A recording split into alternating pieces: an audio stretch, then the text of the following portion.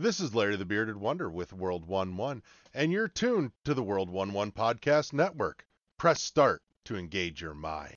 Hello, this is your host Zoe, and welcome to Mind Over Media Podcast, a podcast powered by the World 1-1 Network. Here's a note for all listeners. I am not a licensed psychologist, and all views from the show are from my point of view or from the point of view of my guests. Please take this into consideration while listening. Thank you. For today's session of Mind Over Media, we'll be discussing Vampire Diaries and how a vampire ability looks awfully close to disassociation. So, take a seat, relax as we get ready to blow our minds.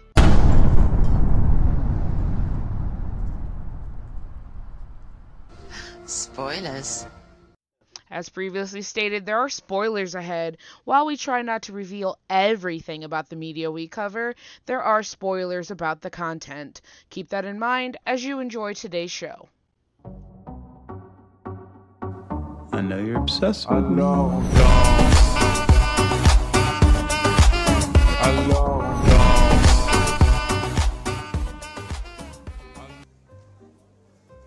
Okay, so today we're talking about Vampire Diaries. And I know you must be thinking, Zoe, this show is nowhere near current at all, but chuck it up to nostalgia. I have been rewatching this TV series, and I am not gonna lie, rewatching it now, as an adult, things look very, very different.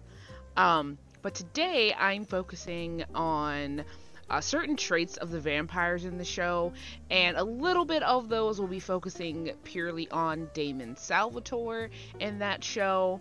But what I was noticing with the vampires is they have a lot of characteristics that seem to mirror borderline personality disorder, or how, more specifically, how I experience borderline personality disorder.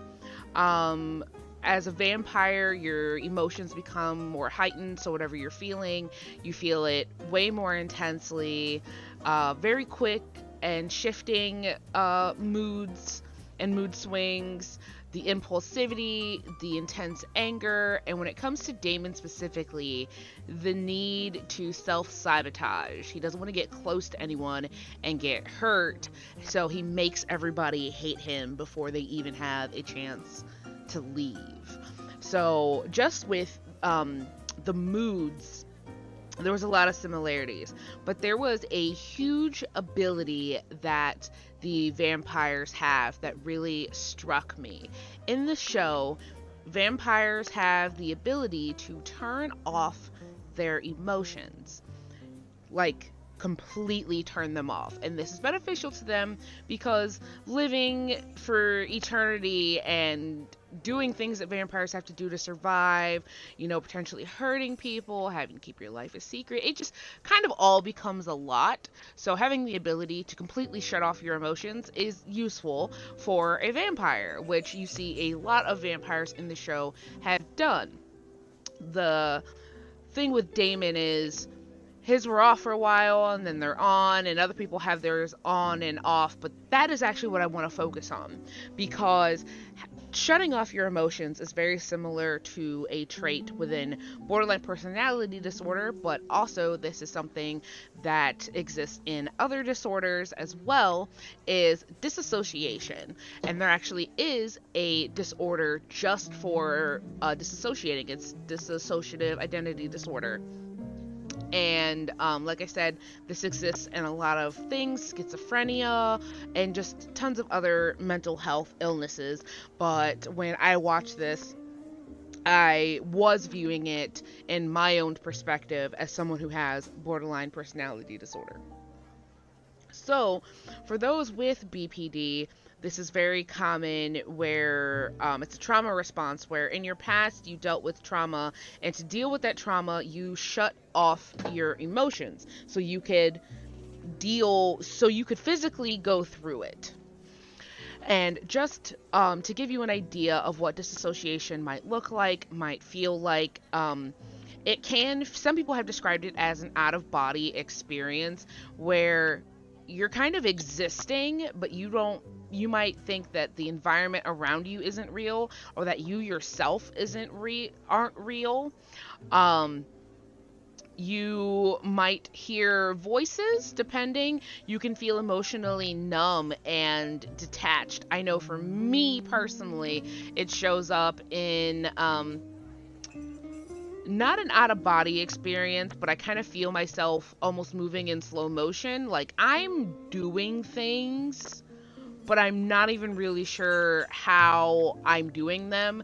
It's almost like a healthier example of disassociation would be if you ever have driven a car and you got to your destination and you go, wow, I don't really remember the last 5 minutes of me driving. You were experiencing it, but your body and your mind are not connected in that moment. It's disassociated. They are no longer connected. This can lead to you forgetting things, having gaps in your memory.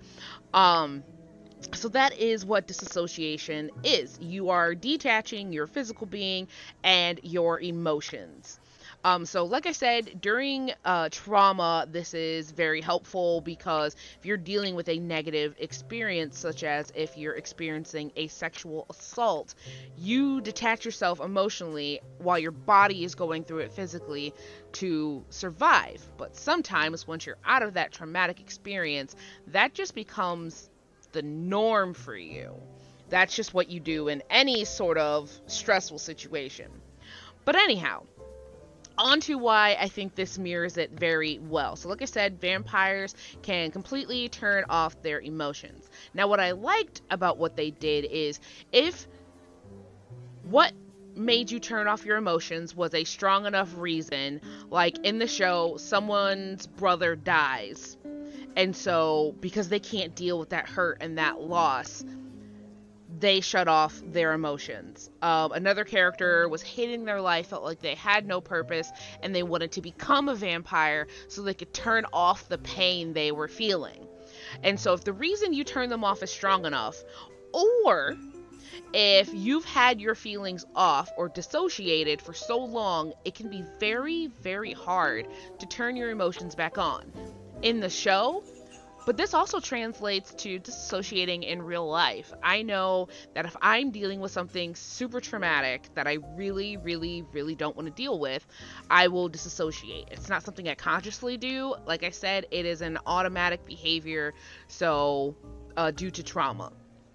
But I know that if I stay in that state too long, turning my feelings for anything, like even the smallest thing, is very, very difficult the longer I do it, because disassociation can last a few hours, a few days, a few weeks. So that was something that I was like, oh wow, that's really interesting. I didn't even realize just how close these two things were. Now, also something with this vampire ability to shut off emotions. When that person turns their emotions back on, they are feeling everything that they have ever felt and had repressed. So they're thinking, I know one person turned their emotions back on, and they realized they had been, recklessly killing people and endangering people that they cared about. And so then they started feeling extremely, extremely guilty, and almost had another breakdown just from turning those emotions back on. And that made me think of when that happens with me. These are feelings that I'm trying to push away, because while in the moment of trauma, you may not be dealing with it, your subconscious holds on to it because you actually did experience it. Even during your disassociation, you still had to go through it. It wasn't as if it didn't happen. So when you reconnect, what was in your subconscious now starts to come to the front and become conscious. And so you actually have to deal with it in the long run. And that can be very, very tricky. And it really depends on what emotion you were avoiding. On future episodes, I'll go into how you might be able to handle these different emotions. But I thought it was really interesting how they showed, yes, you can turn the switch off, but when you turn it back on, you still have to deal with it. You still have to handle your emotions. You still have to face up to what you were feeling. And I just want to say for anyone who's listening to this that emotions are valid. Our thoughts might not always be valid. Our actions may not always be valid, but your emotions are always valid. And you need to feel those emotions. You need to honor those emotions and accept them. So if you're angry, you can say, yes, I'm angry right now, and acknowledge it. You can say, yes, I'm feeling sad right now, and acknowledge it. Don't push them away because you think you shouldn't be feeling them. Because when you turn it off and you come back and you turn them on, it's going to hit tenfold. So I will say, this isn't a current show. Right now, I know it is streaming on Netflix if you want to go watch it, as well as spin-off shows, which I'm sure I will be doing episodes on those characters as well. The show has so many characters that I could pick to do episodes on, but this was something that really related well with me, especially Damon's character. I relate to very well. But yeah, if you want to watch it and haven't, go check it out. And that is the end of our session today. Sadly, our time is up. Make sure to come and join us next week. This was Mind Over Media. I'm Zoe, and as always, remember to protect your peace. You can find Mind Over Media podcast in the World 11 podcast feed at world11.podbean.com. All spelled out, all one word. World 11 Podcast Network can also be found on all major podcatchers, such as Google Podcast, Apple Podcast, Spotify, iHeartRadio, and Good Pods. You can find the Mind Over Media podcast on Twitter at MindMediaPDcast, and the entire World 11 network at World1_1 Podcasts.